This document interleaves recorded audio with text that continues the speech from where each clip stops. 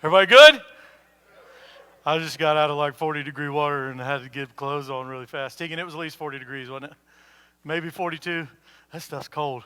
Anybody got any connections with heating elements for this? It'd be really good. No. Good way to start the morning. It's always exciting to get to start off service with baptism. We're going to get to kind of lean into that a little bit this morning in what I'm walking through. It's an absolute pleasure to get to teach during this series on the names of God. And so really cool opportunity I get to have. Pastor Tony is at home getting better. Missy, as you can see, is really excited that she has all this freedom to run around and leave him there. It was really cool. She picked on him a little bit in first service, and I said, well, only she can. I can't do it because I'd get fired. If she gets fired, nobody's going to take that job. So it's definitely beneficial for her to get to pick on him, and it makes me feel good when she does. So anyway, glad to be here this morning. We're going to continue to walk through the names of God today. Every time we see a name of God, there's something else there that we need to pick up on. There's a meaning there. There's something there for us to know. There's a reason that saying God, by the way, God is enough. That 3 letters, man, that if it's the one true God, the God of the Bible that you are meaning when you say the name God, that's enough, right? But we get all these other names that we get to look into. And so there are a lot of those in the Old Testament. We're going to be talking about one of the Jehovah names of God this morning. And so Jehovah itself means Lord and Master, or relational God. Right? And so I think a lot of us lean into that relational part of God. We want to talk about, well, I told God this, or I prayed to God that, or God did this for me. And so that's that relational part. The part that we don't maybe love so much is that He is supposed to be our Lord and our Master. Because if we're being honest, none of us really wants like someone to lord over us or someone to be our master necessarily. But if you got to pick, God's really the way to go. Right? He has our best interest in mind. He wants to help us, and that's what we're going to get to see this morning. And so without just running past some of these other Jehovah names, I do want to share a few of them with you this morning. And quick side note, if you guys have got notes, if you're on our app, we will have some notes this morning. Notes are not my favorite thing in the whole wide world, but I am getting better. So if I miss a couple of them, I apologize in advance, and I can give them to you afterwards if you need to fill in your blanks, because I totally get that for some of you. So we'll be going through those. But some of the Jehovah names of God are this, and they should be up on the screen. The first one is Jehovah Shammah, which means the Lord is present. Next is Jehovah Shalom, which means the Lord our peace. Jehovah Nisi, which means the Lord our banner, or in whom we identify. Jehovah Ra, which means the Lord is my shepherd or my protector. And Jehovah Sekinu, which means the Lord our righteousness. And so there are 2 more that we're going to visit. One this morning, which is Jehovah Rapha, which means the Lord who heals. And then next week, Jehovah Jireh, which means the Lord will provide. And so I don't know if you guys listen to much Christian music on the radio, but there's a newish song out called Jireh, and we're going to totally kill it this next week. We're going to have a choir up here and the worship band, and I'm really, really excited to get to do that next week. So that will be fun. But for now, we're going to walk through what it is, what it means to say Jehovah Rapha, the Lord who heals. And so I want to set the scene. We're going to be using the Israelites, and we're going to kind of walk through some of their struggles, some of the things that they dealt with, so we can kind of see how God healed them. And then you're going to get to see how God works through us, in us, to heal us as well. And so we have the Israelites who were in captivity for the last 430 years. All right? Moses comes on the scene. God has given Moses the responsibility to go to Pharaoh and say, Pharaoh, let my people go. And so I did this earlier, and we'll see if I hit all these notes again. I don't know if it was, I feel like it was like a jail scene from The Fresh Prince of Bel-Air where this guy is singing. And if I'm wrong, I'm wrong. But I just see this guy, when I hear let my people go, I hear, let my people go. Like, don't know where that's from, but there that is. You're welcome.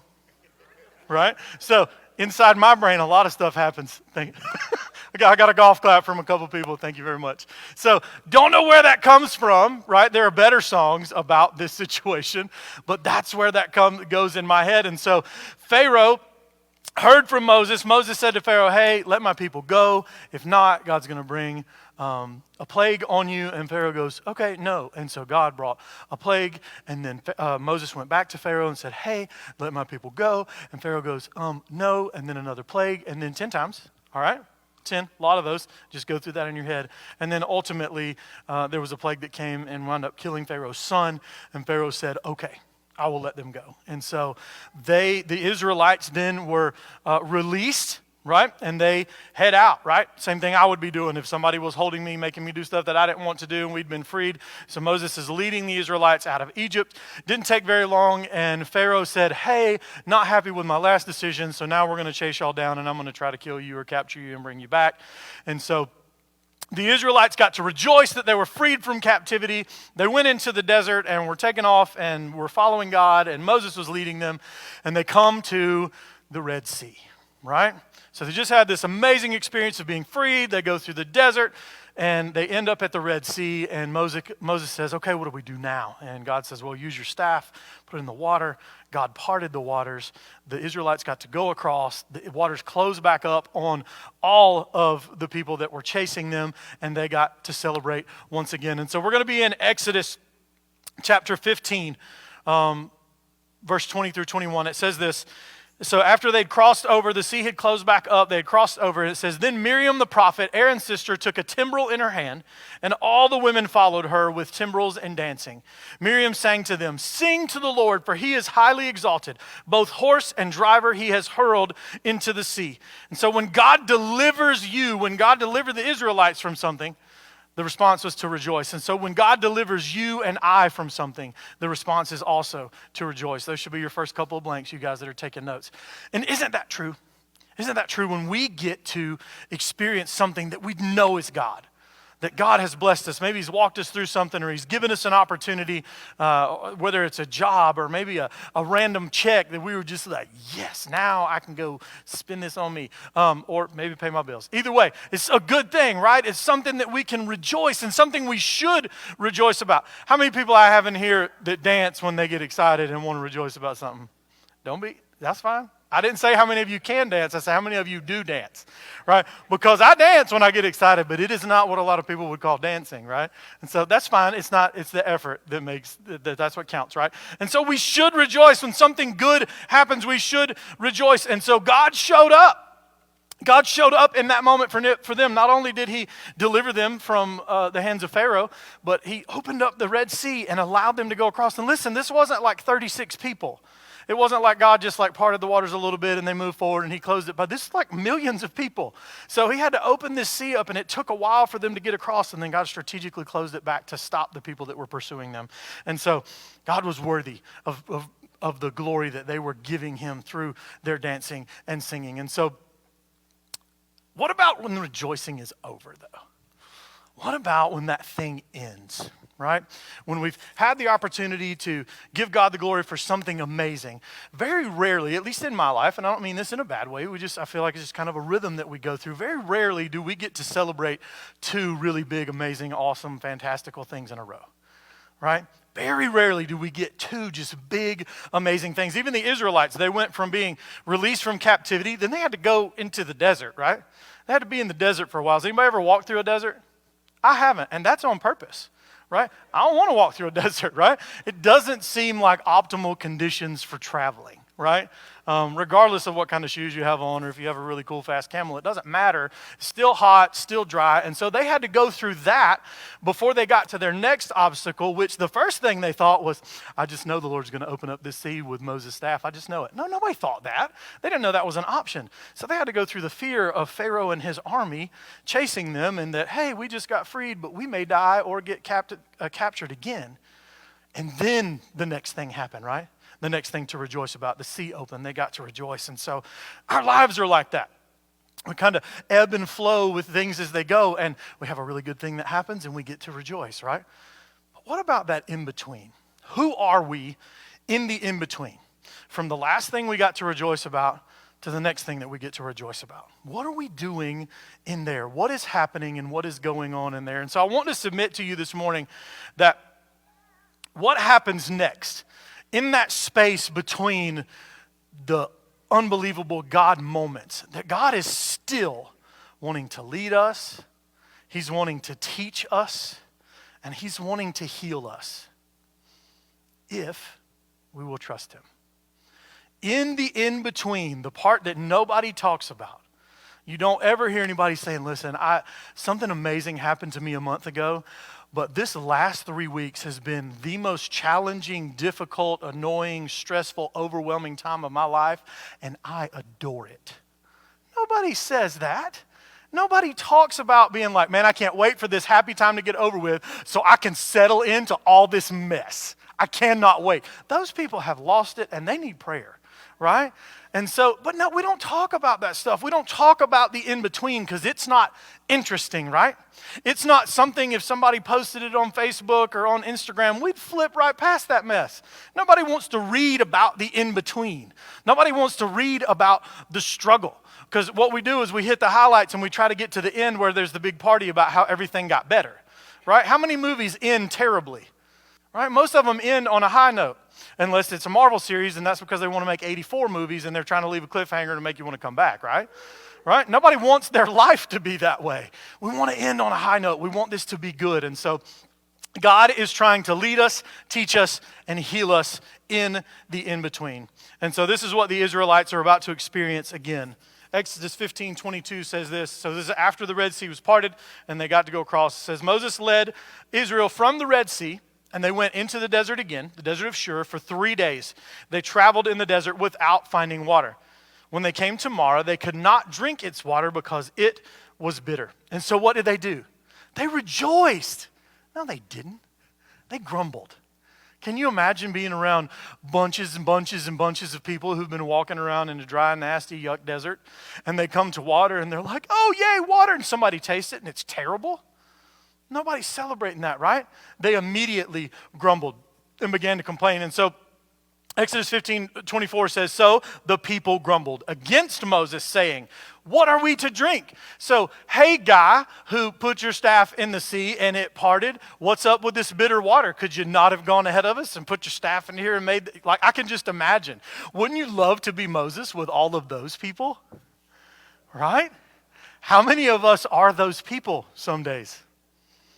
Right? What Moses are you complaining to and grumbling to? Right? I know as spouses, we tend to kind of grumble to each other, whether it's the other person's fault or not, right? It's because we're like, hey, I know you ain't going nowhere, so I'm about to complain to you until you can't take it anymore, right? And so that's just kind of the way that goes, and that's exactly what the Israelites did.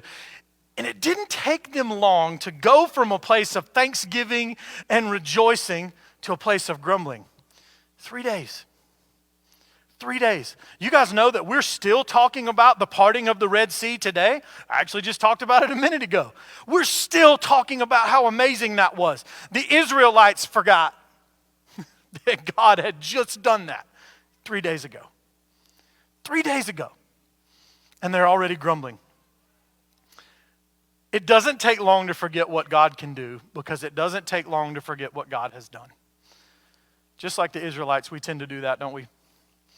We're not content with God in those big moments. We're not content with the blessings that we received yesterday or 3 days ago or a week ago.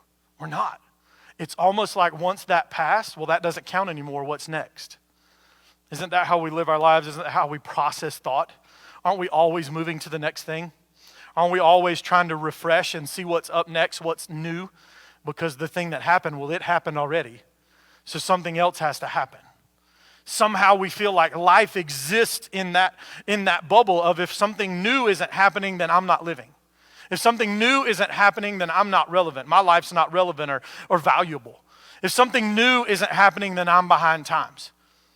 Right? Isn't that how we live? Isn't that what our culture pushes on us by our choice, right?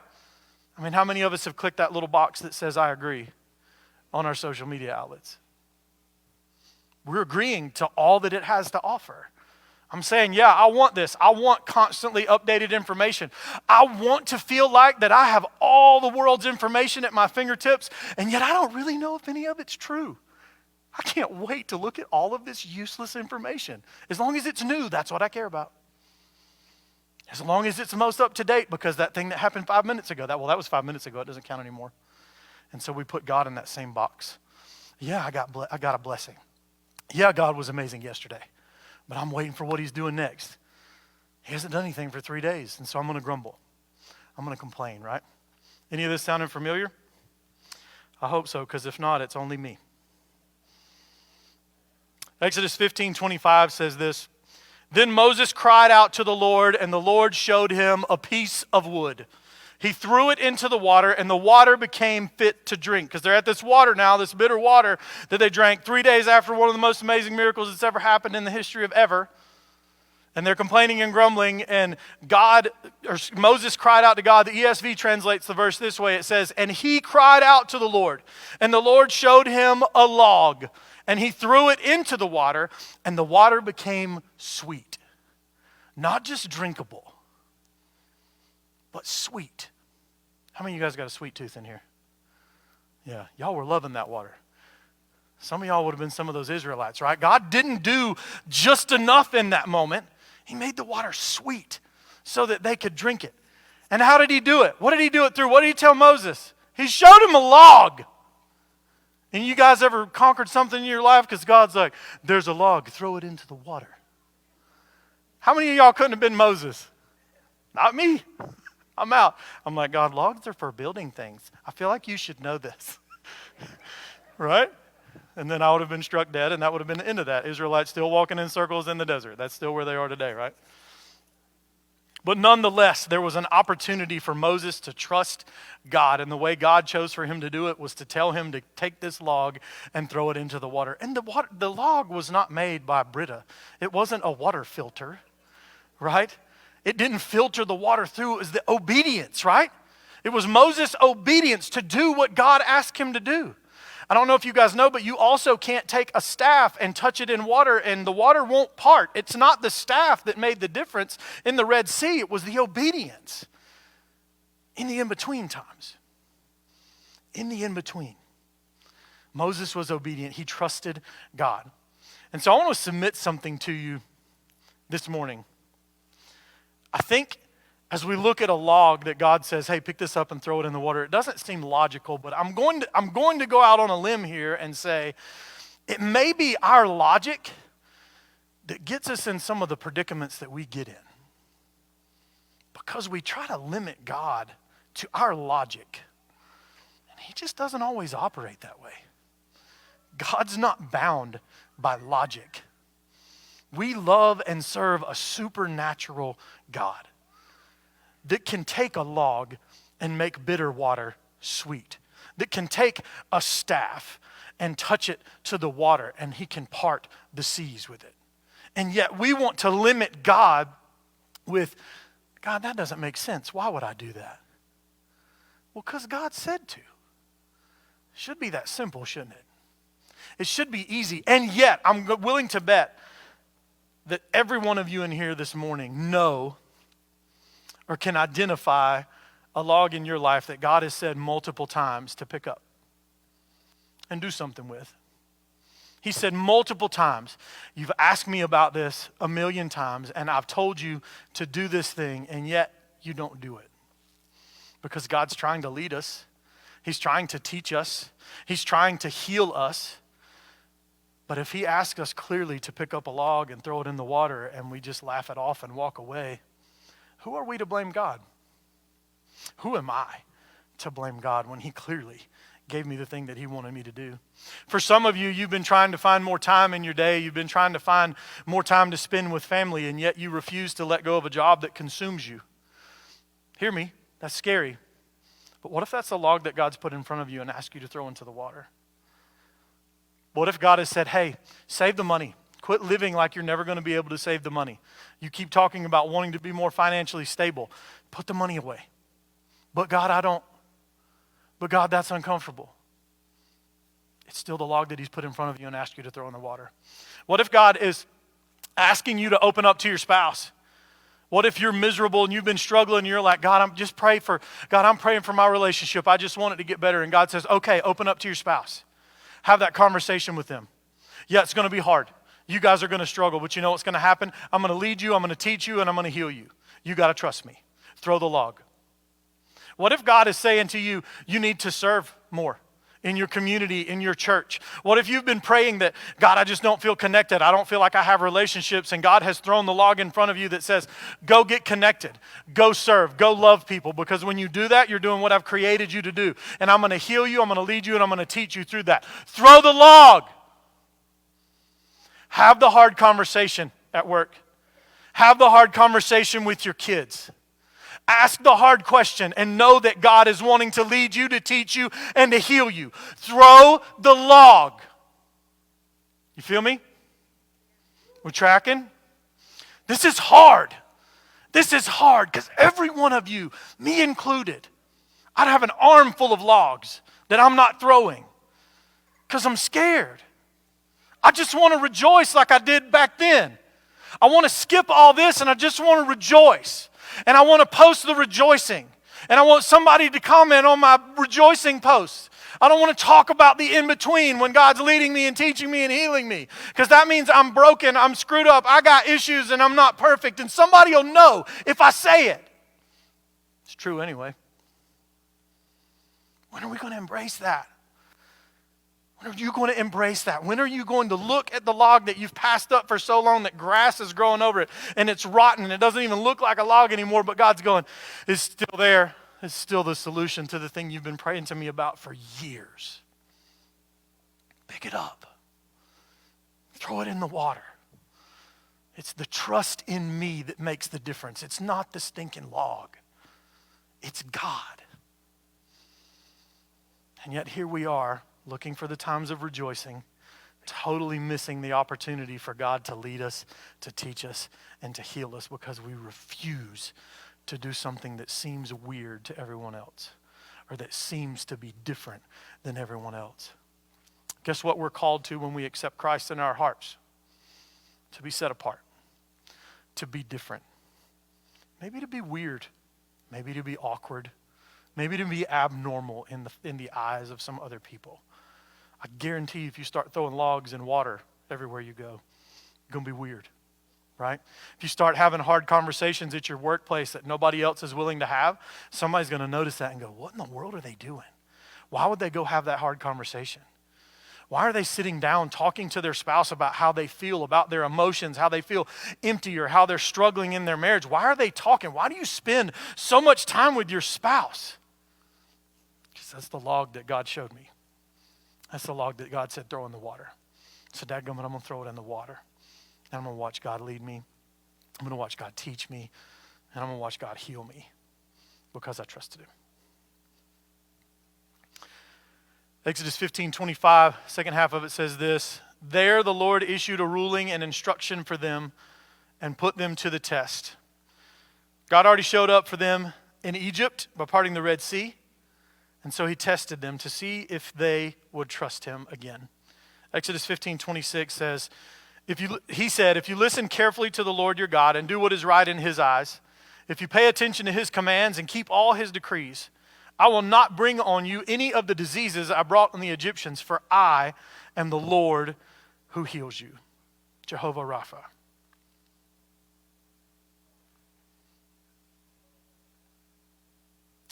God says, do what I say and trust me. I will heal you and help turn every single bitter experience in your life into something sweet. Every one of them, even the one that you just thought in your mind that God can't heal and that God can't turn sweet. Even that one. Yep, the one that you're still thinking about. The one that you're justifying and saying, this is terrible, I'm never going to get over this can't get any better. That's because you don't understand God. God is not limited by anything that we can think, process, or walk through. God can heal anything that you're walking through. Anything. I'm not going to say it'll take 5 minutes or 5 days or 5 weeks or 6 months or 10 years. But God can walk you through it. Jehovah Rapha is our healer. He wants to heal us. He heals us by leading us, by teaching us, if we'll just trust him. In John 4:13, Jesus is talking to the woman at the well, and he's offering her something that we have access to. It says, Jesus said to her, everyone who drinks of this water will be thirsty again, the water at the well. Verse 14 says, but whoever drinks of the water that I will give him will never be thirsty again. The water that I will give him will become in him a spring of water welling up to eternal life. So when you drink water a couple hours later or maybe an hour later, you're thirsty again, right? That's what water does. That's how it was created. But what God is offering us through his son, Jesus Christ, is inside us and wells up inside of us. And we will never be hungry or thirsty for his leadership, for his teaching, for as long as we live. He's offering that to us. He's asking us to trust him with that part of our life. And he's saying, I've got this for you, and it's available to you if you will just trust me. So listen what happened to the Israelites after Moses trusted God. After the water that was bitter became sweet, Moses obeyed him. Exodus 15:27 says, Then they came to Elim, where there were 12 springs and 70 palm trees, and they camped there near the water.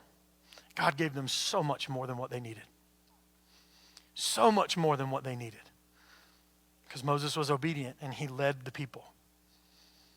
Every one of us this morning are leading someone somewhere. Some of you will immediately say in your mind, well, I'm not a leader. Yes, you are. We all, throughout our life, we're leading people to believe something about us with every word we say, with everything that we do, with every decision we make, everywhere we go. We're leading people to believe something about who we are and what we're about. And so we, just like Moses, have the opportunity to be obedient, to trust God, and maybe change things for a lot of people around us, starting with ourselves.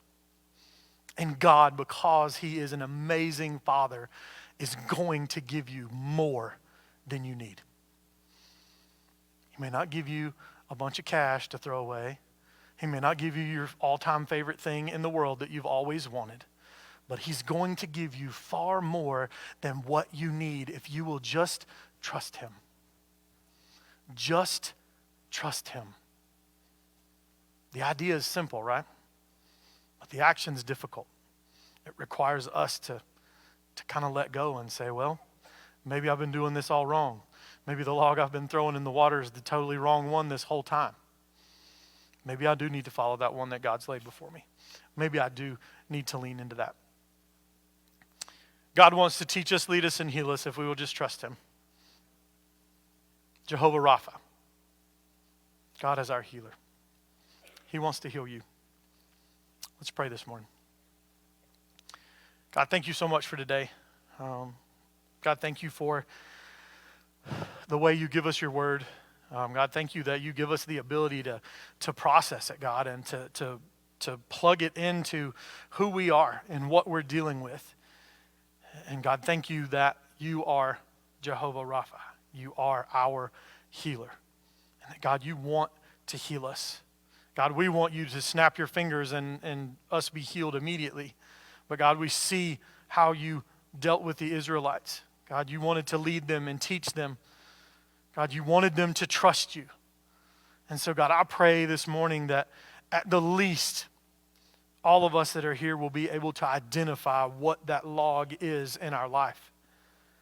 What is the thing that you've asked me to be obedient with? God, whether it's a hard conversation or a step that I need to take in my job or whatever it is. God, help us to just take a breath and go, God, you love me. And even if I can't see it, you want the best for me, which may be exactly the opposite of what I want. God, help me to trust you.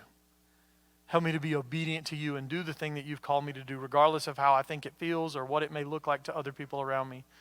God, help me to be obedient. And God, help me to rest knowing that you are my healer.